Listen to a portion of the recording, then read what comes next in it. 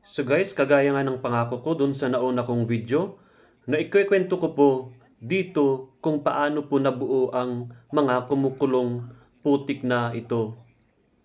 So ayon nga po sa mga tao dito, nung hindi pa po lumalabas ang mga kumukulong ito, ay isang buwan daw na lumilindol.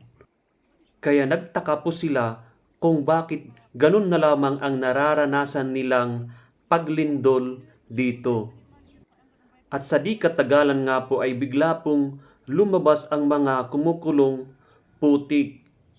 May nabuong maliliit at malalaking butas na may kasamang kumukulong asupre. At sa takot ng mga tao dito ay nilisan nila ang lugar na ito dahil sa isip nila ay baka isang bulkan na naging aktibo at pwede pong pumutok sa anong oras.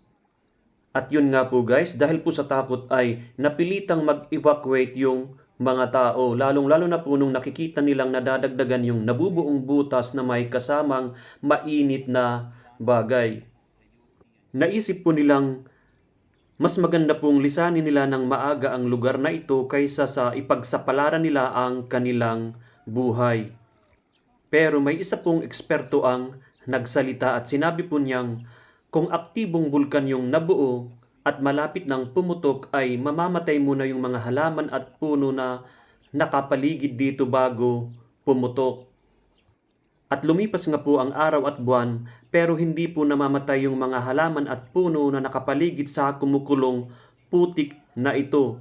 Kaya naging kampante yung mga tao na safe silang ipagpatuloy ang kanilang buhay sa lugar na ito. At yung mga umalis na mamamayan ay unti-unti ding bumalik sa kanilang bahay. At sa paglipas ng panahon ay napapansin ng mga taong nakatira dito na nadadagdagan yung mga taong bumibisita sa kanilang sulfur spring kaya napagpasyahan nilang i-open at gawing puok pasyalan ito. At nagpapasalamat po ako dahil isa po ako sa nabigyan ng pagkakataon na bumisita dito. At andito po ako ngayon na nagkwekwento sa inyo. At para po makita nyo din ang kagandahan ng lugar na ito ay safe po ang pumasyal dito guys.